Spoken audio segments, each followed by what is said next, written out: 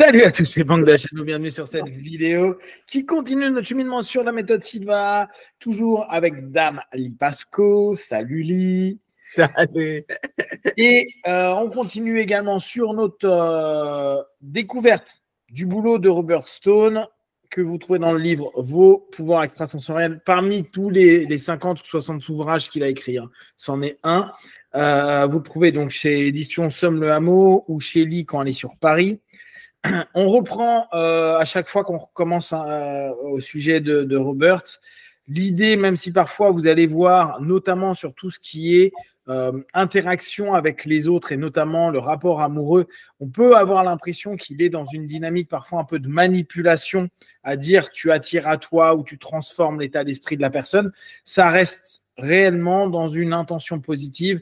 On peut le voir quand on fait attention à quelques détails sémantiques qu'il utilise, où il a vraiment cette notion de dire c'est l'amour que vous voulez et pas simplement obtenir un résultat quoi qu'il en coûte pour l'autre personne. Donc, c'est toujours un rapport gagnant-gagnant. Et on reste vraiment dans l'esprit de la méthode Silva. Quand vous faites quelque chose, quand vous programmez, le plus important est de programmer avec les autres, en tout cas que votre programmation puisse au moins avoir un impact positif sur du monde. On tient à vraiment le rappeler parce que effectivement, là, j'étais sur quelques chapitres qui étaient notamment sur tout ce qui était rapport interhumain, rapport amoureux. Et là, on peut se dire, waouh, ça a l'air hyper manipulatoire. Bon, je vous le rappelle, cette partie-là peut être la partie un peu plus touchy, on va dire, si on le regarde d'un mauvais œil, entre guillemets. Ceci étant dit, on va donc commencer. Donc, comme d'habitude, j'ai pris certains éléments. Enfin, on a fini sur les 5 blocages. Anxiété et soucis, la peur, la haine de soi, le pessimisme et une image limitée de vous-même. C'est pour finir un petit peu, j'ai noté, dans ce même chapitre, il y a des éléments que j'aimais bien. Quoi qu'il en soit, c'est un processus qui prend du temps, car il demande d'abord l'identification des causes profondément enfouies et ensuite de longues séances de reconditionnement. Je trouvais que c'était assez intéressant parce que la dernière fois, on en parlait avec Lee où mon questionnement était est-ce que la méthode Silva est une méthode de psychothérapie? Et Lee a bien précisé non, c'est pas l'idée de la méthode. On peut travailler sur soi, mais ça reste un travail qui peut se faire en complément ou qui peut se faire si on se sent capable et qu'on se sent qu'on n'a pas besoin d'aide. Parfois, on a l'impression qu'on n'a pas besoin d'aide, mais on en aura quand même besoin. Mais on peut quand même initier quelque chose avec la méthode. Et là, ce que j'aime bien, c'est que suite à ces principaux blocages, c'est ça qu'il précise. Il dit que ça peut prendre du temps de travailler sur ces processus parce que la haine de soi, même si je me visualise m'aimant beaucoup, c'est pas dit que du jour au lendemain, même si je fais miroir bleu, miroir blanc, je ne suis pas sûr que demain, je m'aime forcément beaucoup plus. Pareil pour le pessimisme, pareil pour l'image limitée de vous-même. Et souvenez-vous, Lee vous le précise bien, la méthode Silva, en fait, vu que c'est un système qu'on tente de faire tous les jours, un style de vie, l'idée, c'est de vous rééduquer, de vous éduquer de façon plus juste. Cancel, j'annule ce que je viens de dire. Je prends attention à ma sémantique. Je prends attention à penser vers des désirs, des choses positives, des choses qui me font construire. Mais bien sûr, si on est à fond négatif, si on ne s'aime pas, si on est dans un état d'esprit qui est difficile, lié à votre histoire, c'est pas forcément sûr que ça parte du jour au lendemain. Donc, je trouve que cette notion de dire prendre du temps est quelque chose de pertinent. Qu'est-ce que toi, t'en penses par rapport à ça, Lee? Je trouve que c'est très bien parce que quand on peut prendre ton temps, c'est vraiment un travail sur soi, pas sur comment mieux obtenir ses buts. Parce qu'effectivement, nous savons très bien que ce qu'on désire avec notre conscience extérieure n'est pas forcément la meilleure chose pour nous. Donc, je connais plein de situations où les gens ont programmé comme ça, il faut absolument que j'ai ça. Alors, en certains cas, ils l'obtiennent et après, ils disent « Oh, erreur de programmation ». Et dans d'autres cas, ils n'obtiennent pas. Et en fait, ils comprennent qu'en fait, ce n'était pas la bonne chose à programmer. Et c'est pour ça que je dis aux gens, quand tu programmes avec le bureau de l'esprit, bien sûr, on a désir, croyance, attente positive, mais si vous avez même un tout petit doute, ne programme pas. fait une autre technique qui vous permet en fait d'aller plus profondément dans votre conscience pour décider est-ce que c'est vraiment la bonne chose pour moi. Donc, tu as la technique des rêves, tu as le verre d'eau. Ces deux techniques, justement, fonctionnent à un niveau beaucoup plus profond de conscience. Et comme ça, on sait qu'on a beaucoup plus de chances de programmer la bonne chose plutôt que simplement décider c'est ça que je veux. Parce que, évidemment, pour être quelqu'un qui sait toujours vraiment ce qui est meilleur pour nous, on a dû faire beaucoup de travail sur nous. Donc, d'accord, ça peut prendre toute une vie quand même. C'est ça. Je trouve que la précision est importante. Travailler sur soi, c'est vraiment quelque chose qui peut demander du temps, qui peut demander de l'aide. C'est pas du tout un problème, au contraire. Et peut-être que certaines personnes peuvent se dire mais non, je peux me débrouiller tout seul et tout. C'est pas être faible, c'est pas un défaut de demander de l'aide aux autres, à des professionnels, à des personnes qui peuvent vous soutenir. C'est pas un problème. Même si beaucoup de systèmes de développement pour soi sont en train de vous dire ouais, avec ça vous pourrez tout. Oui, mais il y a des moments où il nous faut juste une main pour sortir un peu de l'eau et après vous apprendrez à nager ou à marcher sur terre. Mais d'une manière ou d'une autre, c'est pas un problème d'être aidé et d'être accompagné, donc n'hésitez pas. Là, l'idée, c'est que effectivement, quand on a beaucoup de choses de nos vies qui ont pu nous toucher, c'est important de pouvoir se dire que même si on sait ce que l'on veut ou comme dit Lee, on croit qu'on sait ce que l'on veut, en fait. Parfois, parce qu'on a des névroses, parce qu'on a des choses qui se sont installées, ancrées. Souvenez-vous, on en a parlé quand on était avec le voyage de Crix. Les empreintes, toutes les empreintes que vous avez pu avoir, tout ce que vous avez pu mimer, tout ce que vous avez pu engrammer à l'intérieur de vous avec les années, ça a un impact. Et pour parfois sortir de tout ça, il vous faut un peu de temps. Alors, la méthode peut vraiment vous aider à visualiser des choses qu'il faut, mais parfois, il est vrai qu'on peut fantasmer, on peut aller dans de l'utopique plutôt que du réaliste parce qu'on se dit ça serait tellement mieux comme ça, alors qu'en fait, il faut déjà passer par la première étape de retrouver un mieux-être ou avoir moins de la haine contre soi, moins de la haine contre les autres, etc. etc. Et ça demande effectivement du temps, une vie, si on aime cette quête et ce cheminement vers soi. Mais en tout cas, c'est hyper important d'avoir cette conscience de vous dire petit à petit, moi j'aime bien le mot baby step, des pas de bébé, on avance petit à petit. Ça, je trouve que c'est une belle image. Oui, oui. Et effectivement, Dr. Richard Hart, qui a créé le syllabus NGH, qui m'a formé en fait en hypnose, disait toujours qu'il faut que tout thérapeute, tout coach, toute personne qui travaille a quelqu'un qui va être son coach à lui. Et ce n'était pas justement qu'on manquait quelque chose, mais c'était tout simplement qu'on ne voit pas tout le scénario quand on est dedans. Et une autre personne vous donne un autre point de vue, vous dit « Ah, c'est vrai, je n'ai jamais perçu comme ça. » Donc, juste pour avoir quelqu'un à qui vous pouvez demander de l'aide. C'est pas du tout, justement, comme tu dis, c'est pas honteux de demander de l'aide. C'est très sain. Parce que sinon, on se bloque dans nos anciennes notions et on ne se donne pas la possibilité de changer de point de vue ou d'aller voir un peu plus loin, quoi. Exactement. Très bonne idée. Et pensez toujours, là, on revient sur les rencontres de la méthode Silva, quand vous faites des rencontres d'anciens et tout. C'est assez génial de voir que la méthode attire beaucoup, beaucoup de praticiens complètement différents, des personnes qui, bien sûr, ne sont pas dans ce milieu-là, mais vous allez aussi trouver des personnes qui sont des spécialistes en énergétique, des spécialistes en psychologie, des spécialistes en hypnose, en PNL, en plein de choses. Et n'hésitez pas, dans ces rencontres, à savoir qui fait quoi.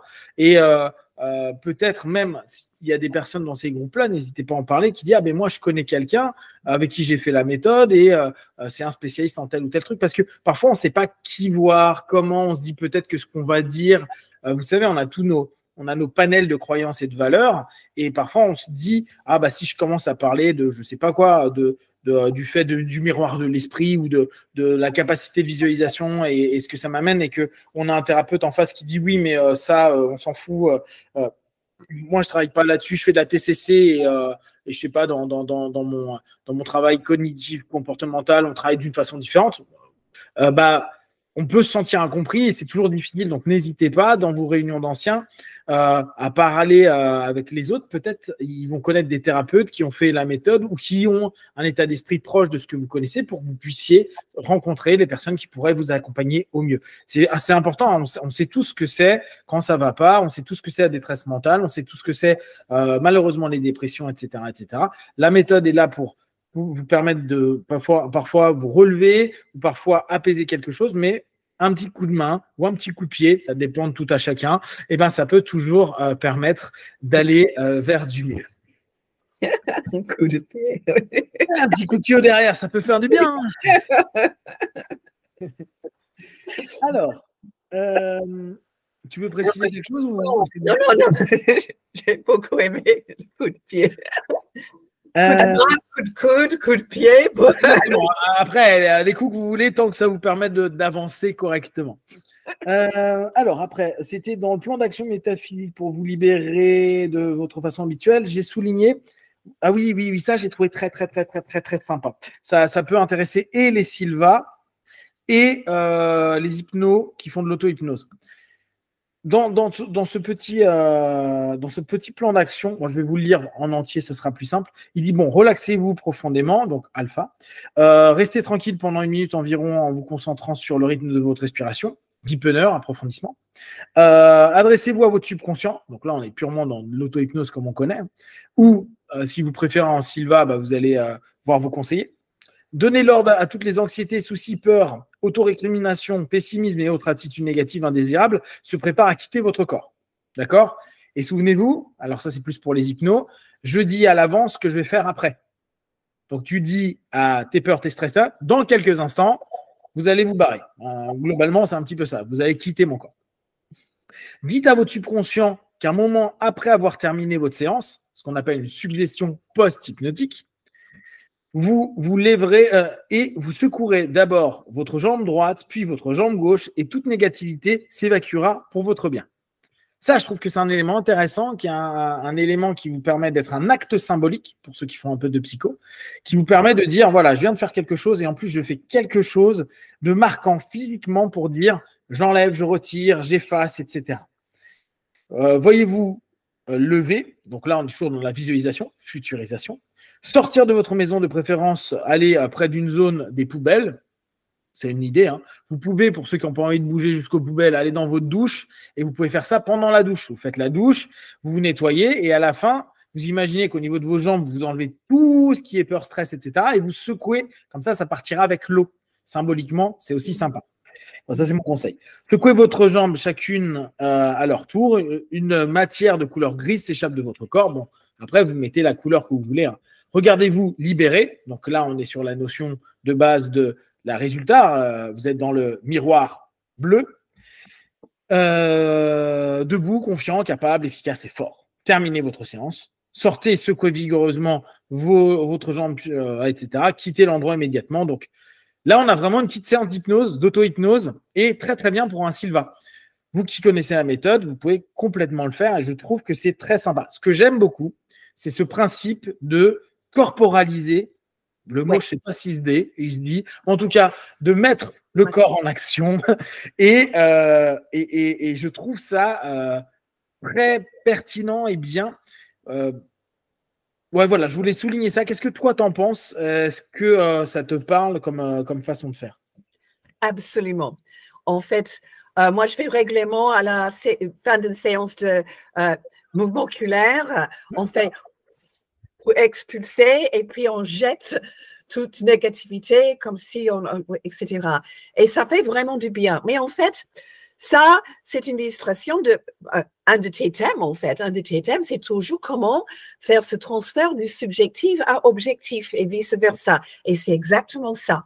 On vient de faire ça au niveau mental, émotionnel et on termine avec le corps physique. C'est bien. Ouais, c'est une bonne idée. Donc, n'hésitez pas. Tout le travail en symbolique, pour ceux qui sont un peu hypno, etc., c'est un travail symbolique. Je suis en train de chercher à l'intérieur de moi mes peurs, mes stress, etc.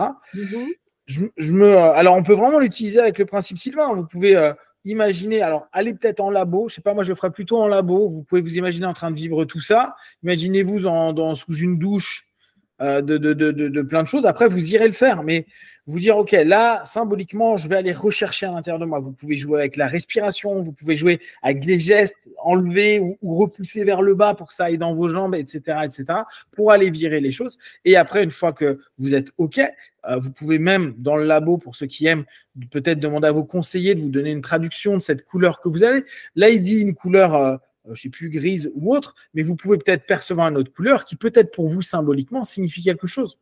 Et là aussi, ça peut être intéressant. Vous pouvez faire pas mal de choses intéressantes. Et surtout, l'idée, c'est vous mettez en action quelque chose. Donc, comme vient de le dire Lee, subjectif, objectif. On remet dans le réel, je fais quelque chose, ce qu'en psycho, on appelle un acte symbolique. Donc, je mets en place une première action qui peut modifier l'ensemble. Vous savez, c'est la fameuse lettre qu'on brûle une fois qu'on a dit tout ce qu'on voulait. C'est un acte symbolique. J'ai pensé à ça. Il faut un petit peu la magie, mais finalement, beaucoup de magie. Et c'est simplement les actes physiques qui symbolisaient ce qu'on allait faire mentalement. Exactement, exactement. Et c'est un des éléments qui correspond vraiment à cette phase. Alors qu'après, j'osais appeler cerveau gauche, cerveau droite, mais en réalité, c'est subjectif, objectif. Vous savez que moi, je préfère cette logique-là.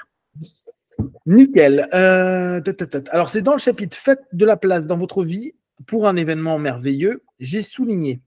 Quand je dis qu'il n'y a pas de place, je veux dire qu'ils remplissent leur conscience de leurs problèmes au lieu de chercher des solutions et des événements fortuits. Alors oui, j'ai souligné ça parce qu'en ce moment, c'est quelque chose que je mets pas mal en avant dans mes réflexions et dans mon travail où je trouve que beaucoup de personnes ne se donnent pas de disponibilité et d'espace. Je m'explique. Beaucoup de personnes veulent faire du développement personnel, veulent faire du coaching, de l'hypnose, de la thérapie. Mais en fait, c'est comme s'ils voulaient modifier leur chez eux sans rien jeter. Je m'explique de façon un peu plus métaphorique. Vous avez un chez vous, vous voulez refaire chez vous, mais vous voulez rien jeter. Et dans ce cas, comment vous pouvez refaire chez vous? Comment vous allez faire si vous n'êtes pas prêt à casser peut-être des meubles, modifier des meubles, changer votre cuisine, changer, je sais pas, l'installation électrique, si vous voulez garder exactement la même chose? En fait, ce n'est pas possible. Il y a un moment ou un autre, dans le processus de mutation, si on parle un peu plus de processus alchimique, vu qu'on parle de métaphysique, on a besoin à un moment qui est de l'espace, qui est la possibilité que les choses se vident. Et parfois, dans nos problématiques, dans nos mots, dans nos patterns, dans nos habitudes, dans nos schémas, dans nos modèles de répétition, on ne laisse pas de place à autre chose. Donc, on est constamment dans la pression du trop. Et rajouter une technique, et rajouter une visualisation, et rajouter n'importe quoi devient un élément encore en trop, plutôt que remplacer, voire vider, puis après peut-être mettre quelque chose de nouveau. Et je trouve que dans cette idée-là, et souvenez-vous, la semaine dernière, on parlait du fait d'être des conduits, des canaux, des tuyaux, qu'importe comment vous allez nommer. Mais si vous bouchez le tuyau à force de mettre des choses, c'est pas intéressant. Ah, ouais. Le but du canal, c'est que ça traverse, ça passe, ça soit fluide, que il y a des moments, il y a du vide, il y a des moments, c'est rempli, il y a des moments, il y a autre chose, il y a des moments, il y a une énergie comme ceci ou une énergie comme cela. Mais parfois, on ne laisse pas assez de place. Et je trouve que cette phrase, elle est intéressante. En gros, beaucoup de personnes n'arrivent pas à mettre ou à créer des événements merveilleux ou à vivre des bonnes choses ou à vivre des belles émotions parce qu'ils sont remplis.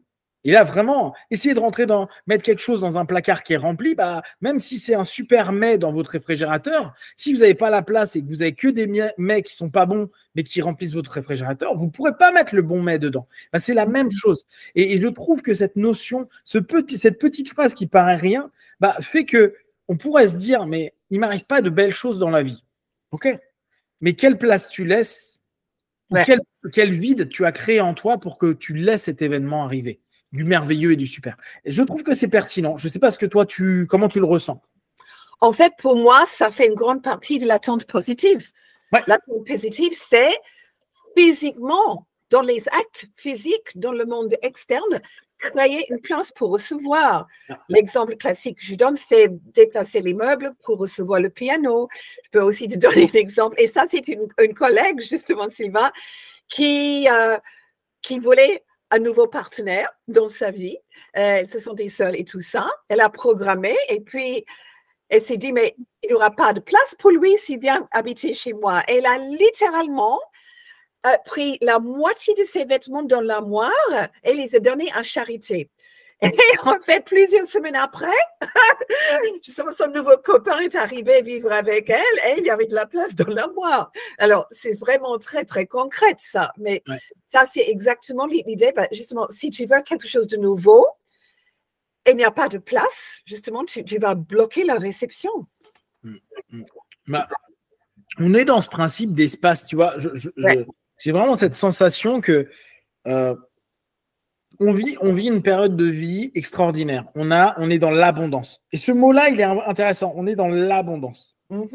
Paradoxalement, l'abondance crée chez beaucoup de personnes la peur de manquer. La peur de manquer de l'abondance. Donc, on crée beaucoup de cumul. Et si on crée beaucoup de cumul, bah, c'est qu'inconsciemment, on n'est plus dans l'abondance. Parce que si je cumule et que j'ai plein de stocks chez moi, ça veut dire que je ne crois pas en l'abondance. Je me dis c'est abondant, mais peut-être que ça ne durera pas. Et donc, on n'apprend plus à laisser de l'espace pour peut-être autre chose que cette abondance-là, mais vivre d'une autre abondance, voire même du plaisir de ne pas trop avoir, le plaisir de redésirer, le plaisir de se dire ah bah j'aime bien quand j'ai ce petit manque, je sais pas, moi par exemple, j'aime bien le foie gras à la période d'hiver, tu sais, à Noël, mais je mange du foie gras qu'à Noël. Je ne m'en verrai pas en manger tout le temps. Et j'ai du plaisir à me dire, tiens, c'est bientôt Noël, parce que je sais qu'à ce moment-là, je vais manger un petit peu de foie gras et que je vais être très content. Et cet espace que 360 jours de l'année, je vais avoir pour ne pas en manger, bah, va me donner du plaisir incroyable à un moment donné. C'est quelque chose d'intéressant. Aujourd'hui, on est saturé, tu vois, les mots saturés d'informations, de connaissances, de plein de choses, mais on ne laisse plus le temps, on ne laisse plus l'espace, mais même le temps. Tu vois, le temps est un espace, c'est l'espace-temps. Et on ne s'autorise plus ça. Or, c'est au travers du vide, et je reprends une métaphore que j'utilise beaucoup, quand vous achetez un appartement, la valeur de l'appartement est le vide, l'espace que vous avez dedans. Ce n'est pas le remplissage qu'il y a dedans. Oui, tout à fait. Donc, retrouver cette notion d'espace peut vraiment être apaisant pour beaucoup, beaucoup, beaucoup d'entre nous. Et je pense que c'est un vrai point de départ utile, vider. D'ailleurs, c'est pour ça que ces dernières années, tout ce qui a été, tu sais, minimalisme et tout, c'est beaucoup propagé. Je ne sais pas si ça a beaucoup bougé en Angleterre, mais le minimalisme, tu sais, prendre le minimum de choses. En France, il y a eu une grosse mode là-dessus.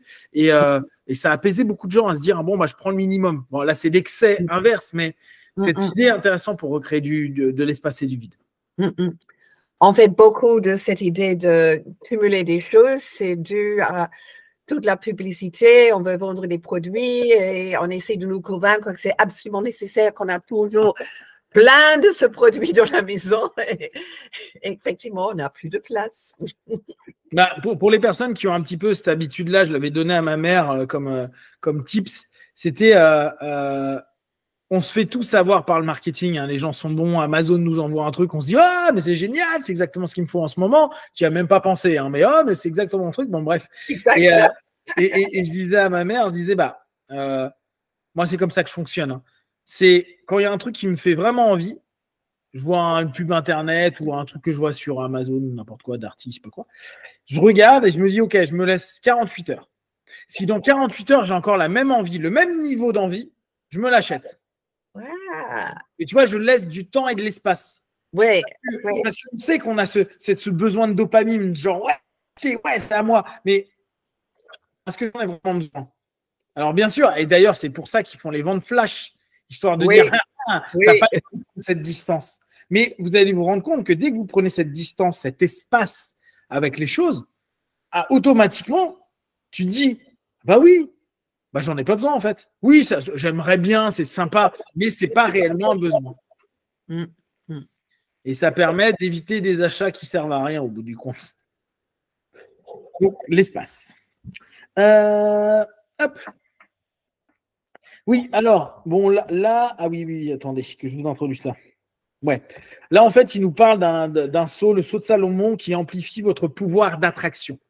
Le saut de Salomon, c'est ça. Bon, je vous laisse acheter le bouquin ou aller sur Internet, mais là, je vous donne que des parties de ce qu'il nous explique pour que ça vous donne envie de lire, parce que c'est bien de lire. Alors, à un moment, il met le verbe, peut-être un mot ou une image. Alors ça, je l'ai souligné parce que je trouve que c'est intéressant. cette notion-là. Il met le verbe entre guillemets. Hein. Alors, souvenez-vous, hein, on en a déjà parlé avec Lee, au commencement était le verbe. C'est un grand classique qui est dans la Bible, etc. Mais j'ai bien aimé cette notion-là de dire le verbe peut être un mot ou une image.